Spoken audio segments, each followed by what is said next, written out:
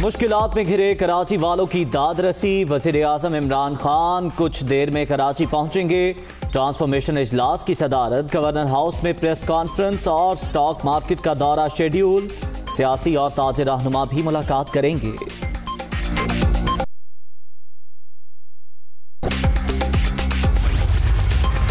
Karachi transformation plan तैयार। शहर कायद के लिए 802 अरब के 50 से ज़ायद मंसूबों का ऐलान मुतवक्के। Circular railway, mass transit, water drain, sewerage और सड़कों की तामीर और मुरम्मत के प्रोजेक्ट्स शामिल। तफसीलात दुनिया न्यूज़ पर।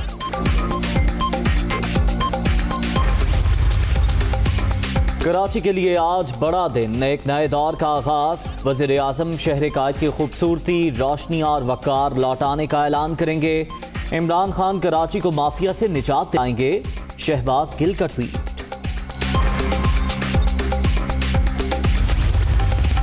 शहर कायद के आवाम को सिंध हुकूमत के रहमो करम पर नहीं छोड़ सकते। 12 साल के तवील इक़्तिदार में शहर को तबाह कर दिया गया। इमरान खान बतौर सनती शहर कराची की हकीकी शनाख्त बहाल करने के लिए पुरअज़्म हैं। वफाकी वज़ीर इत्तलात शिबली फराज। सिंध हुकूमत का अहम इक़दाम, सेक्रेटरी बल्दियात इफ्तिखार शिलवानी को एडमिनिस्ट्रेटर कराची लगाने का फैसला। चंद रोज कबल कमिश्नर के ओहदे से हटाया गया था। नोटिफिकेशन जल्द जारी होने का इम्कान।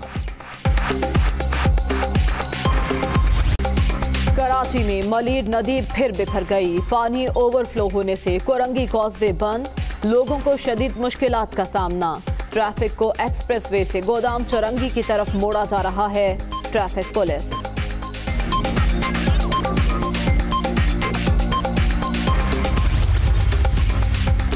सिंध असम्बली के बेसमेंट से बारिश का पानी अब तक ना निकाला जा सका। यहाँ की हालत देखकर अंदाजा लगा लें सूबे की क्या हालत होगी।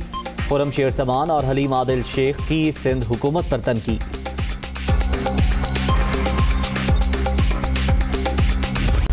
पाक बहरिया का सिंध में बारिश से मुतासरा इलाकों में इमदादी ऑपरेशन जारी। सुरचानी टाउन, हिंदू कोट, कोरंगी में खाना और दीगर अशिया तकसीम।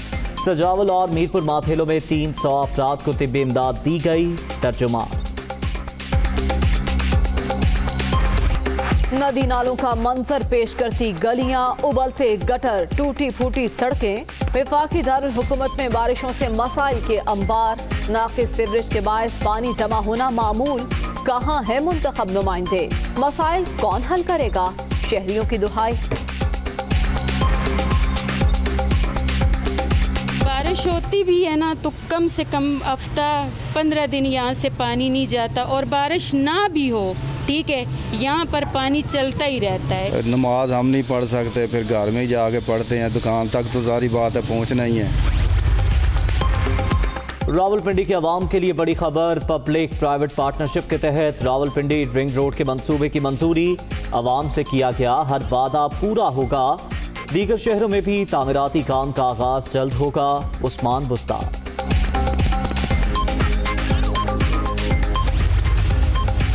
शराब का लाइसेंस देना खालिसतन डीजी एक्साइज की जिम्मेदारी। 8 जनवरी 2019 को दूसरी बार समरी भिजवाई गई। उस वक्त तक लाइसेंस जारी हो चुका था। सेक्रेटरी और डीजी एक्साइज ने इस बात को छुपा लिया।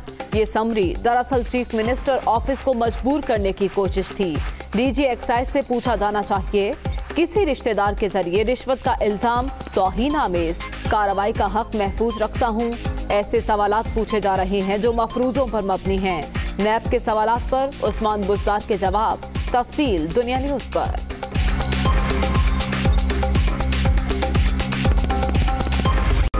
कोरोना से मज़ीद 5 कब तक 6,340 अमवात।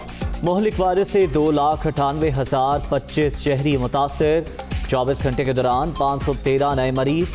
एक्टिव केसेस की तादाद 9,132 रह गई।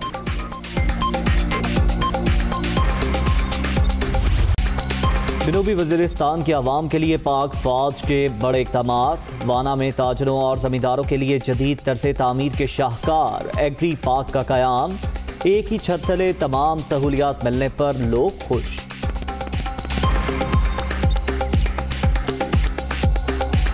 हम बहुत खुश है ना, कारोबार भी ज़्यादा हो गया, अमन भी है, दिन रात भी कारोबार भी है, रास्ता भी खोला है हमारे लिए। रात को दिन को सारा रास्ता खोल गया है, कोई रुकावट नहीं है। इस्लामाबाद, रावलपिंडी, लाहौर में आज फिर बादल बरसने की पेशगोई। खैबर पख्तूनख्वा, गिलगित बल्तिस्तान, कश्मीर में भी बारिश का इम्कान। सिंध की साहिली पट्टी पर बास मकामात पर हल्की बारिश की तवक्को। कराची का रुख करते हैं, जहां वफाकी वजीर मनसूबाबंदी असद उमर मीडिया से गुफ्तगू कर रहे हैं। और इनके लिए क्या है कामात करने के इलेक्ट्रिक के लिए, तो वो मुश्तरका तौर पर भी किया जाएगा। अच्छा सर, ये भी जानना चाहेंगे कि पहले भी इलेक्ट्रिक की जानिब से यकीन दहानी कराई गई थी कि लोड शेडिंग का खात्मा होगा। अब भी शहर कायद में 10 से 8 घंटे जो है वो लोड शेडिंग का सिलसिला जारी है। हुकूमत ने भी यकीन दहानी दिलाई थी, आप भी यहाँ कमिटमेंट करके गए थे कि अब लोड शेडिंग नहीं होगी। तो क्यों जो है कि इलेक्ट्रिक नाकाम है, क्यों हुकूमती रेट जो है वो जो है यहाँ पर हमें नज़र नहीं आ रही है, और शहरी जो है अब भी परेशान है ओवर बिलिंग के हवाले से भी और बिजली ना मिलने के हवाले से। देखिए, यही अभी बात हो रही थी। और अगर आप ऑर्डर देखें जो सुप्रीम कोर्ट ने अहकामात सादर किए हैं, वो जो 4 पॉइंट्स हैं 1 सितंबर की पेशी के अंदर, उसमें से एक ये भी है कि जो लाइसेंस की कंडीशंस हैं, जो उसके अंदर के इलेक्ट्रिक के लाइसेंस के अंदर जो मुख्तलिफ क्लॉज हैं, शिक हैं, उसके अंदर अगर उसमें भी कोई तरमीम की ज़रूरत है तो वो की जाए। और मैं अभी इनसे यही कह रहा था कि हमारे पास अब ये सूरत हाल पैदा हो गई है कि अब संजीदगी से एक ऑप्शन ये भी देखना पड़ेगा कि क्या इसी इंतज़ामिया को, इसी जो यही मालिकान जो हैं जो के इलेक्ट्रिक चला रहे हैं, क्या इनके पास ये इख्तियार रहना भी चाहिए या ये हुकूमत को जिम्मेदारी खुद लेनी पड़े। अच्छा असद उमर साहब, पिछले 2 साल से खान साहब कराची आ रहे हैं, उनका दौरा होता है,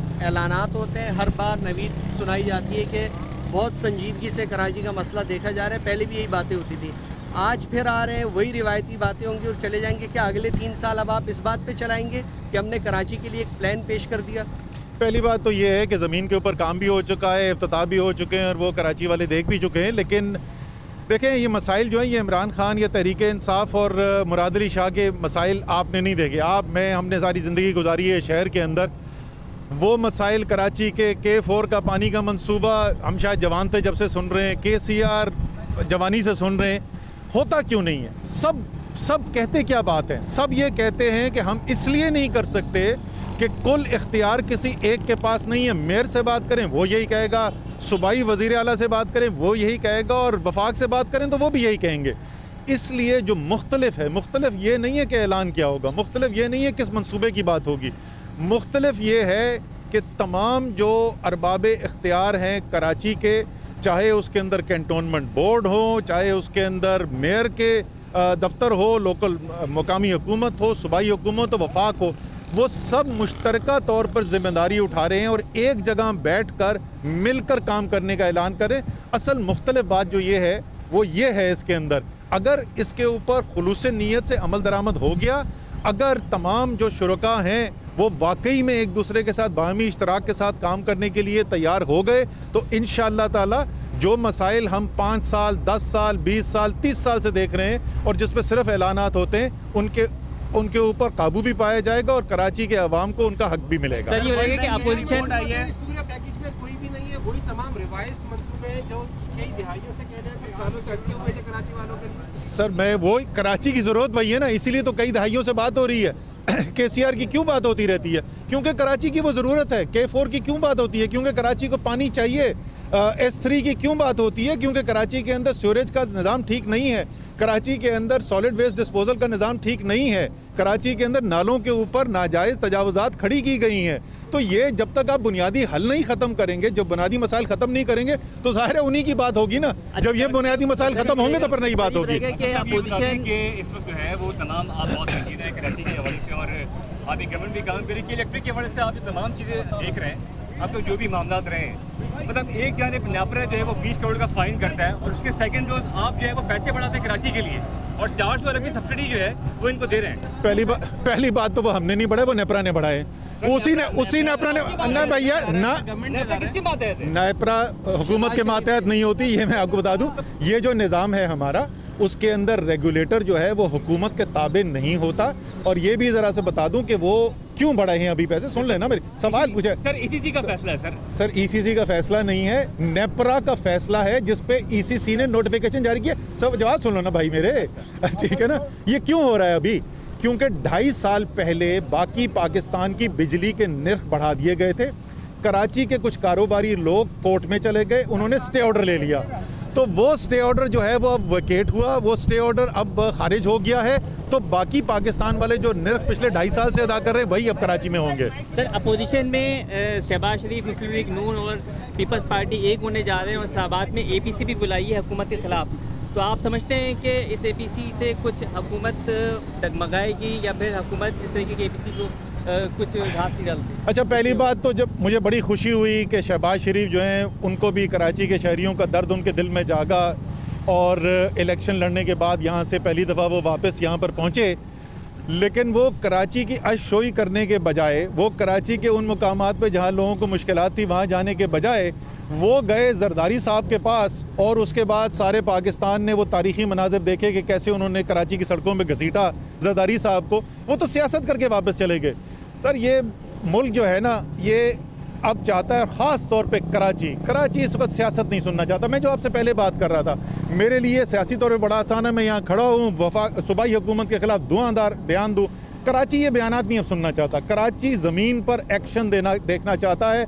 अगर कोई भी अपोजिशन पार्टी इस ज़मीनी काम में जो कराची के मसाइल हैं, जो कराची का हक है, उसको पूरा करने के लिए, काम करने के लिए तैयार है तो सब वेलकम है। बाकी सियासत जिसने जितनी मर्जी करनी है वो ज़रूर करता रहे। Thank you. अभी पता चल जाएगा, अभी और इमरान खान की जो सबसे अच्छी बात यह है, मैं बाहर बात नहीं करता, जो बात कैबिनेट में कहता हूँ उसके माथे पे बल नहीं पड़ता, वरना यहाँ लोग खुद ऐसी बात करके बाहर आके लीक करते हैं हमारे कई साथी कि मैंने ये कहा। मैं कभी कैबिनेट की बात बाहर नहीं करता क्योंकि वो इमानतन होती है और मैं हर वो बात जो गरीब से मुंसलिक हो वो कैबिनेट में करता हूँ।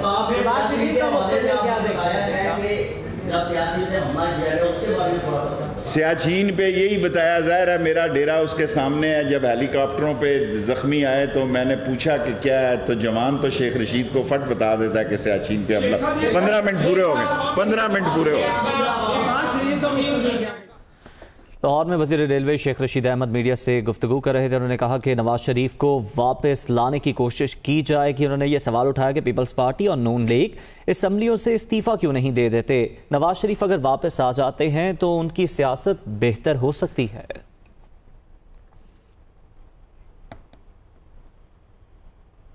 और अब आपको बताएं, वज़ीर आज़म इमरान खान एक रोज़ा दौरे पर कराची के लिए रवाना हो गए हैं। वज़ीर आज़म ट्रांसफॉर्मेशन इजलास की सदारत करेंगे और प्रेस कॉन्फ्रेंस भी करेंगे। वज़ीर आज़म से गवर्नर सिंध, वज़ीर आला, अरकान सूबाई असम्बली की मुलाकातें शेड्यूल हैं। इसके अलावा स्टॉक मार्केट का दौरा और ताजिर रहनुमाओं से उनकी मुलाकात भी होगी। मज़ीद जान लेंगे नुमाइंदा दुनिया न्यूज़ उमर जट हमारे साथ मौजूद हैं। उमर, एक तो वज़ीर आज़म की मसरूफियात बारे आगाह कीजिएगा, दूसरा कब तक पहुँचने का इम्कान है?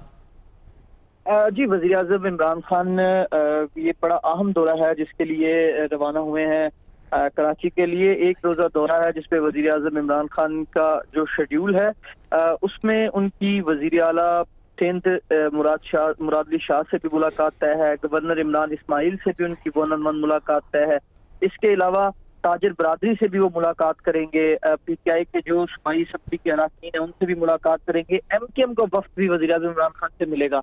लेकिन सबसे पहले जो अभी वज़ीर आज़म जाएंगे, पहुंचेंगे कुछ तकरीबन 1 बजे तक वो कराची पहुंचेंगे और उसके बाद वहां पर एक प्रेस कॉन्फ्रेंस रखी गई है गवर्नर हाउस में। जो ज़राए का कहना है कि वज़ीर आज़म वहां पर एक प्रेस कॉन्फ्रेंस करेंगे और उसके बाद फिर वज़ीर आज़म की सिंध जो है उनका सिलसिला शुरू होगा। आज जो इम्कान है वो ये बड़ी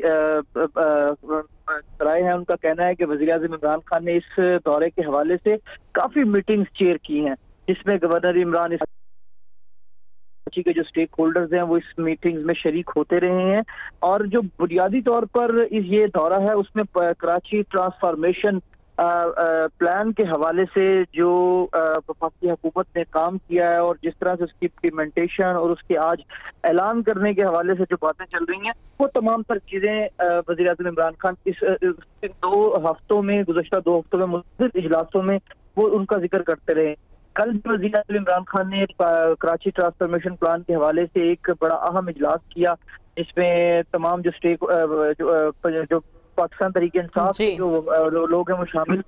अब आज वज़ीर-ए-आज़म न सिर्फ इस प्लान का ऐलान करेंगे। ठीक है, बहुत शुक्रिया उमर जट, आपने हमें अपडेट किया। हमें ज्वाइन किया है ब्यूरो चीफ कराची असलम खान ने, उनसे मज़ीद तफसीलात जान लेते हैं। असलम, वज़ीर-ए-आज़म इस्लामाबाद से रवाना हो चुके हैं। सबसे पहले तो ये बताइए कि कब तक पहुँच जाएंगे कराची और यहाँ जो उनकी मसरूफियात हैं, जो इजलास उन्होंने करना है, उसकी क्या तैयारियाँ हैं? देखिए, अगर हम बात करें कि जो एक सब अब से कुछ देर बाद वो कराची पहुंच जाएंगे और जो बात की जा रही है कराची ट्रांसफॉर्मेशन प्लान की, उसके हवाले से अहम ऐलानात मुतवक्के हैं और कहा जा रहा है कि वो प्रेस कॉन्फ्रेंस भी करेंगे गवर्नर हाउस में। और इस जो 50 से ज्यादा मंसूबे हैं कराची के लिए, कराची में बारिशों से जिस तरह तबाही हुई थी उस पर वज़ीर आज़म ने भी जो है वो अपनी तहफ़्फ़ुज़ात का भी इज़हार किया था कि एक मेट्रोपॉलिटन सिटी में इस तरह तबाही हुई है बारिशों से, इसका इंफ्रास्ट्रक्चर बेहतर किया जाना चाहिए था। कराची सर्कुलर रेलवे हो, मास ट्रांजिट हो, ड्रेनेज के मंसूबे हो या फराहमी आपके, इस पर पीटीआई जब अब अपनी इंतखाबी मुहिम चला रही थी उस पर भी इमरान खान साहब बातें करते रहते। तो आज उस हवाले से वो एक बड़े पैकेज का ऐलान उनकी जानिब से मुतवक्के है।